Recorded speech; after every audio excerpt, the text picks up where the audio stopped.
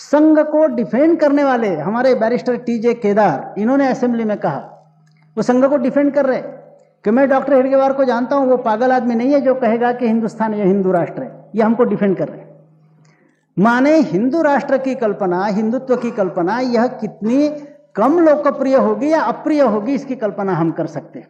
वहां से हमने कार्य का प्रारंभ किया। ये 1925 का हाल है।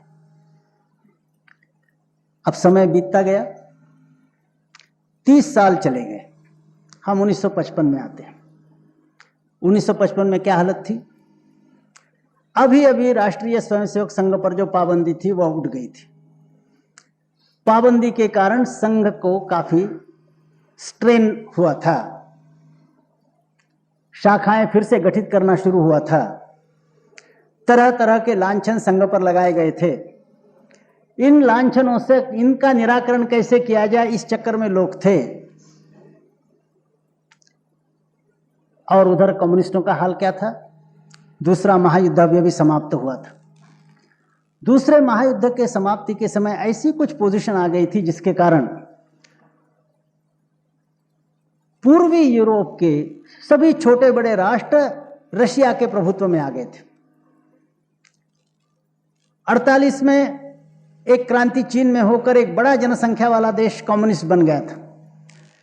और 1955 में माने संघ स्थापना के 30 साल के पश्चात यह हालत थी कि 1/3 जगत पर कम्युनिस्ट लाल झंडा फड़क रहा था। इसके कारण हिंदुस्तान में भी कम्युनिस्टों की इज्जत थी। हिंदी में एक कहावत है, भाई के भरोसे 2-2 लुगाई। माने भाई के ताकत पर, भाई के आर्थिक परिस्थिति के आधार पर 2-2 4-4 शादियां करना।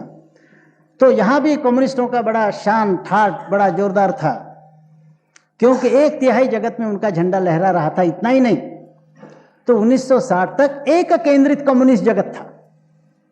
मॉस्को यह केंद्र और 1/3 जगत मॉस्को के अंतर्गत, उनके अंडर। और हिंदुस्तान में भी यह धारणा थी कि अब कम्युनिस्टों का जो विजयी अश्व है, विश्व विजयी अश्व, यह अब आगे ही दौड़ने वाला है, आने वाली पार्टी, यह उनका चित्र था। और हमारा चित्र क्या था? यह लांछन लगा रहे हैं, वह लांछन लगा रहे हैं, हिंदू नाम लेने में भी मुश्किल है। जो हिंदू नाम लेते थे संघ के बाहर, वो भी एपोलॉजेटिक होकर के नहीं नहीं ऐसा नहीं, हम हिंदू है, यानी हम कोई छोटे दिल वाले नहीं है, सफाई देने के मूड में लोग आ जाते थे, डिफेंसिव पर आ जाते थे। यह चित्र 1955 में था। और आज और 30 साल हो गए, आज हम क्या चित्र देख रहे हैं? 1955 में एक केंद्रित कम्युनिस्ट जगत था, 1/3 जगत लाल झंडे के नीचे था। आज लाल झंडा है, एक केंद्रितता नहीं रही। हर एक राष्ट्र अलग अलग केंद्र बन गया है, कोई किसी के अंडर नहीं है।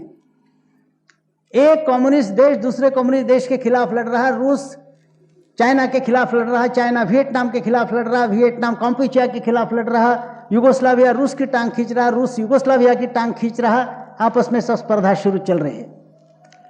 जो सिद्धांत घोषित किए थे, एक एक सिद्धांत से लोग पीछे आ रहे हैं। कहा था नो नेशन, राष्ट्र नाम की कोई चीज नहीं, आप सब जगह राष्ट्रवाद प्रबल हो गया है।